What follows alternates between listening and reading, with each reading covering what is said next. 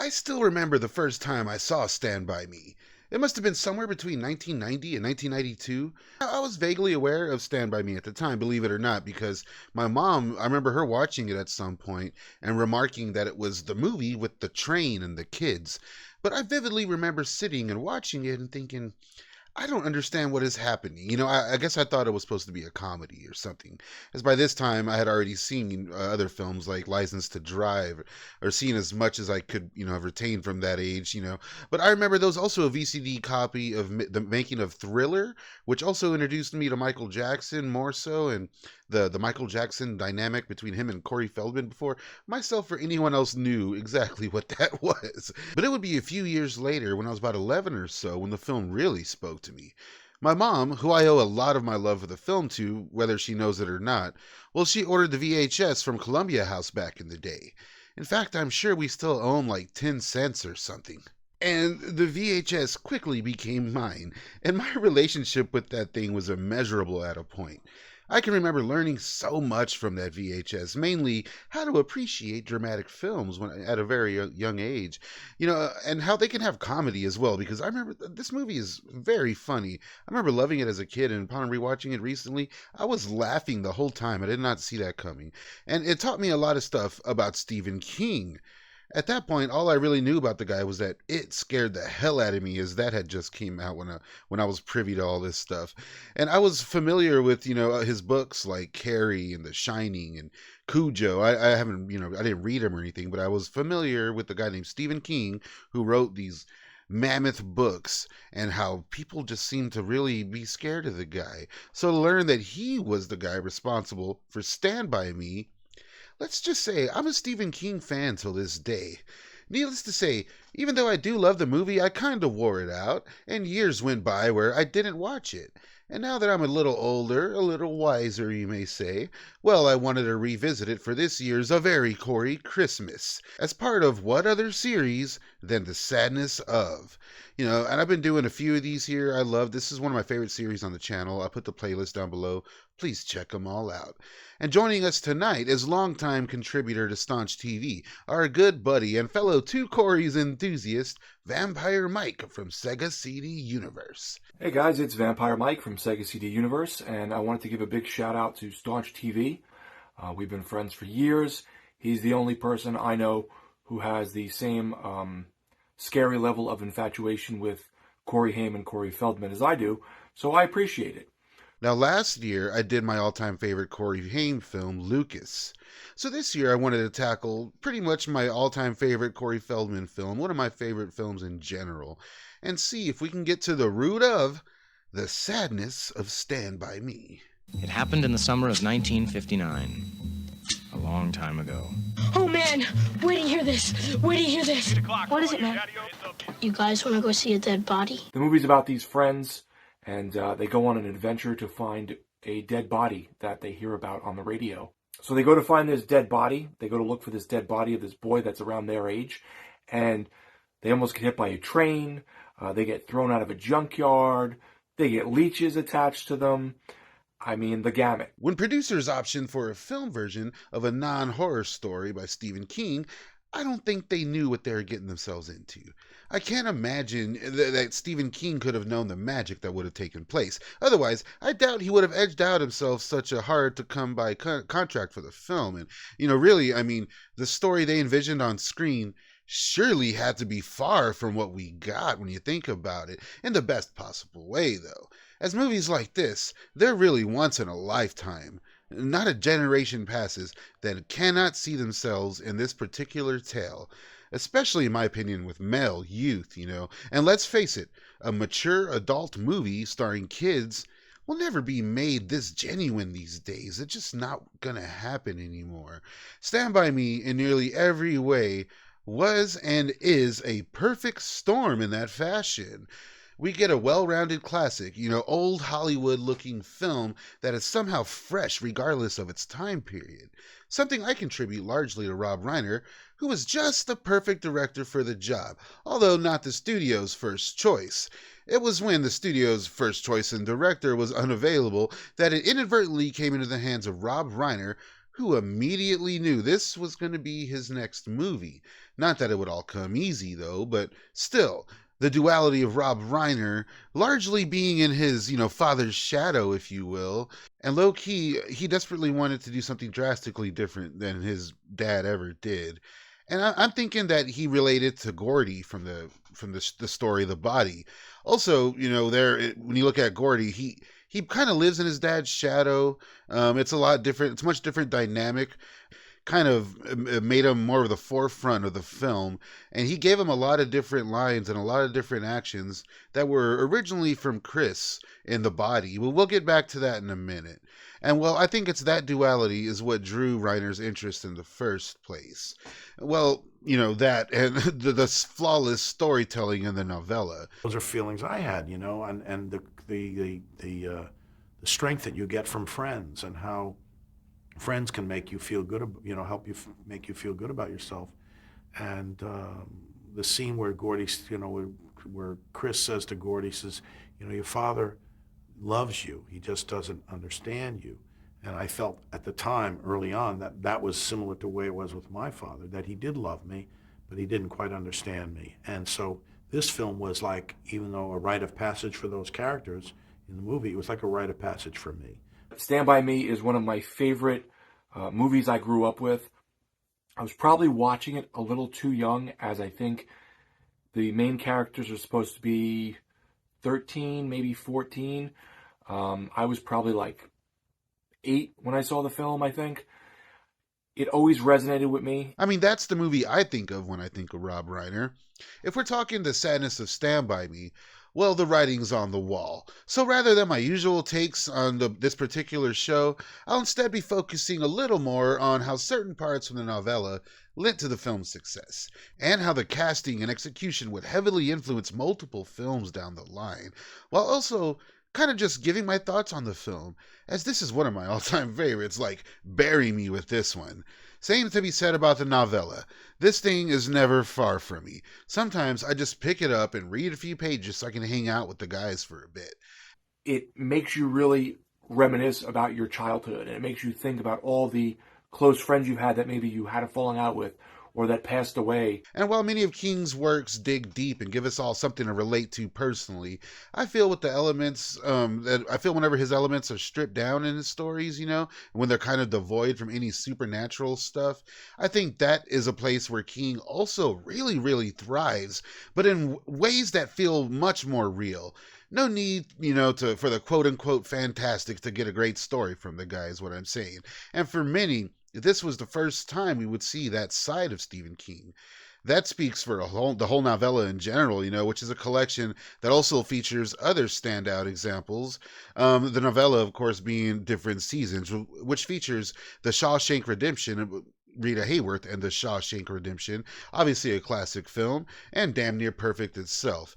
And it also has a story called Apt Pupil, which the film version was an overall misfire, kind of shrouded in disgust from its not-to-be-named director. Yet, that film also features some jaw-dropping performances from the iconic Brad Renfro and Ian McKellen, although I'm partial to David Schwimmer's take on Mr. French. He's so good in that movie.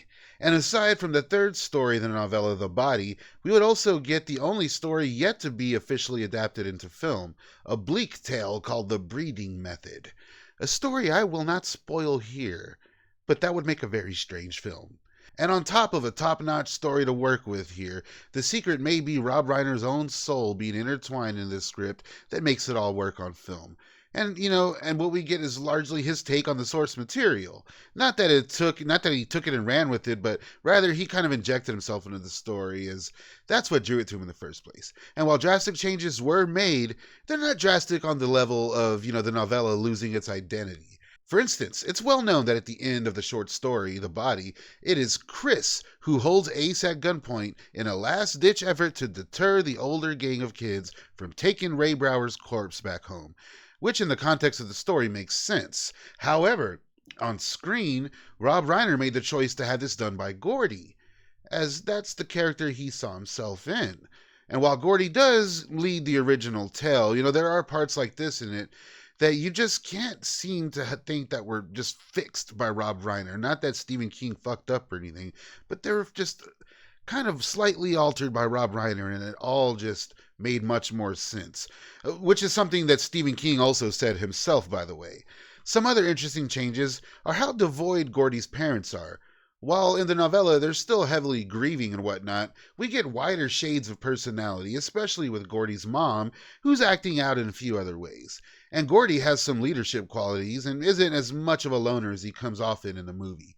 Like in the short story, it's Gordy who gets into it with Teddy and pulls him off the train tracks and they have a little scuffle. That's something that just doesn't really feel right coming from Gordy.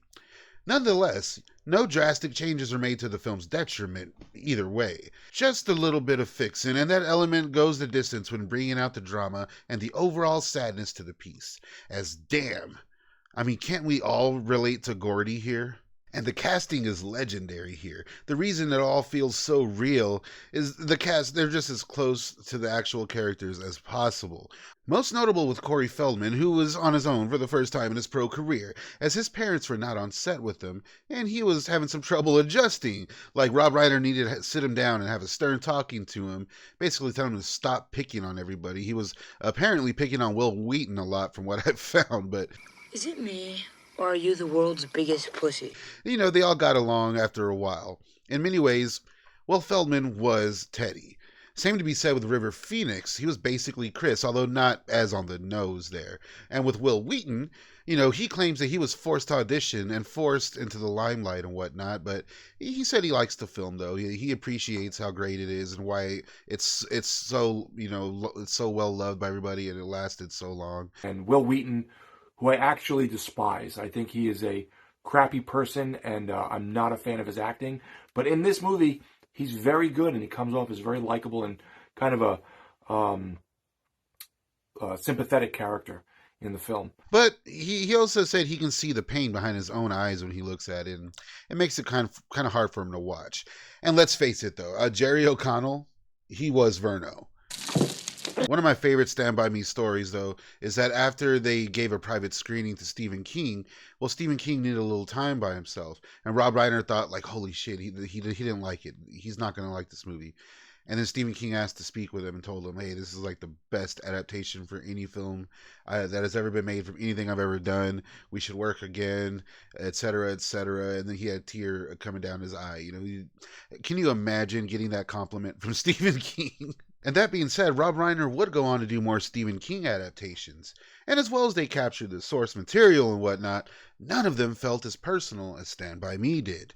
Rob Reiner is a director that, while being celebrated and rewarded, of course, has been accused of also being directionless and toneless. For instance, when you think Steven Spielberg, you think, you know, the big blockbuster. You think these borrowed Hitchcockian camera moves and old Hollywood style into the present, you know, grasping your nostalgia in a palatable enough way for not only yourself, but also for Grandma and even little Timmy. Or look at Quentin Tarantino. You immediately think of film references in casual conversation, or shots from the trunk, or what I always think of first when it comes to Tarantino, cut off pinkies. What I'm saying is, Rob Reiner really has no identity on film. Look at some of his biggest movies. We got Spinal Tap, When Harry Met Sally, Princess Bride, and you know, even Misery, Needful Things as far as Stephen King is concerned. There's not, you know, any Rob Reiner rhyme or reason or signature to his films. You know what I mean? They're kind of all over the place. Not that it's a bad thing, I'm just saying. And I feel the ongoing pursuit to define a career post Stand By Me kind of left him even more directionless. It's weird. And sadly, I feel he is left out of the conversation far too often when it comes to the greatest directors of our time. Seriously. I mean, I know the guy had some duds, but come on. Even I agree that Stand By Me may be his defining film, though, and I see nothing wrong with that. But I also see the film's influence on Hollywood and how it even rings to this day. Going back to Tarantino, who often gets the credit for the pop culture dialogue and whatnot, you know, all we have to do is go back to Stand By Me. That's weird. What the hell is Goofy? And the influence of the film even crosses genres more than once, influencing again one of my personal favorite directors, who luckily is not left out of the conversation when it comes to the greatest directors of our time. Y'all want to see a dead body? The late, great John Singleton, rest in peace. Chris, who had always made the best piece, tried to break it up. He was stabbed in the throat. He died almost instantly.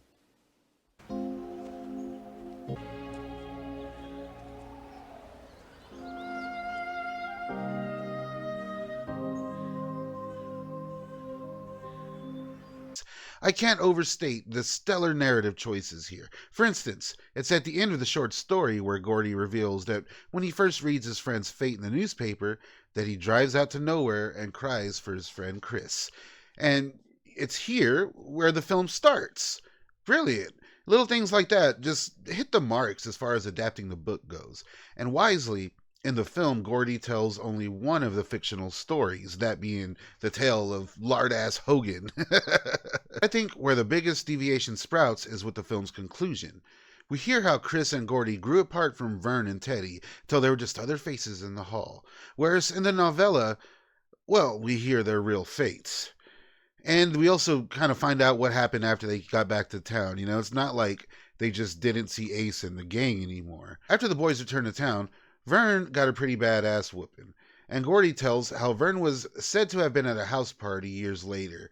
And in some old rundown housing building tenement, you know. Someone had a lit cigarette and they fell asleep, which caused the whole place to go down in flames, including Vern. As for Teddy, well, Ace's gang found him lacking and whipped his ass too, breaking his glasses in the process. But they kind of felt bad for him as Teddy kept blindly swinging in defiance, and they didn't want to just, beat up a blind guy. So years later, after failing to get in the army and whatnot, because Teddy did try that, he somehow acquired an old lemon and hung out with a shoddy crew. One night, while having some drinks, Teddy drove his clunker full of some friends when he crashed and killed everybody, except one person, who Gordy says would have been better off dead. As for Chris, well, he too gets his ass whipped pretty bad. I think he may get the worst of it out of all these guys. I mean, Gordy gets his ass whipped too, and he gets kicked in the balls pretty hard. All these guys really got it bad, but after that, Ace and them, they also too kind of just became faces in the hall, if you will. And of course, Chris excels with Gordy during school after that and becomes a lawyer and is later fatally stabbed while breaking up a fight in a restaurant. But only Chris's fate is revealed in the film. You know, I always wondered why that was.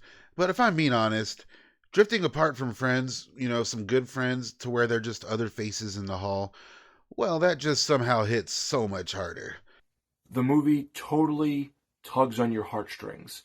It has an ending and friendships that are meant to be reminiscent of something that everyone went through when they were 12, 13, 14 years old. And we can kind of all relate to that. Going on these adventures, kind of making up our own stories, having these bonds with these other kids that you don't ever have again. We probably will never have another young cast like this again in any film ever again. That alone may be the film's legacy. I mean, there will never be another River Phoenix again, that's for damn sure. I just wish that I could go someplace where nobody knows me. I would highly recommend it. It's good for teenagers, it's good for young adults, it's good for adults. It is just a great movie across the board. Very quotable. Boom, baba, boom, baba, boom. Stand By Me may be the perfect movie. I mean, it's on a lot of lists, and it's well revered. It will go down in history as one of the greatest films ever made. One of the greatest American films ever made, at least. Thank you, Staunch TV, for putting me on your video. You have made me want to go watch the movie again for the millionth time. It's just a great movie. So, highly recommended. Check out Stand By Me. And I think if we're talking the ultimate sadness of the film, well, I think that comes with Rob Reiner. I think Rob Reiner, where he was at that time in his career and what he had to prove to himself, whether or not to anybody else or not. Who would have thought that Rob Reiner would be the perfect director for this film? Guys, I can go on all night about this movie, so I'll just go ahead and stop there. Let me know what you think about Stand By Me, and more so, let me know what you think about what I had to say about the overall sadness of the film. And be sure to check out Mike over at Sega CD Universe. Thanks for joining me again, buddy, on yet another video in A Very Corey Christmas. It's in the books now. That was a nice A Very Corey Christmas for 2023. Let's see what holds in 2024. You guys let me know down below what you want to see on the channel this coming year. Be sure to follow me on Instagram at staunch_TV. Like this video, comment, hit that notification bell, make sure it says all notifications. And Staunch Gang, be sure to join all the strange fun only on Staunch TV. Thanks, guys.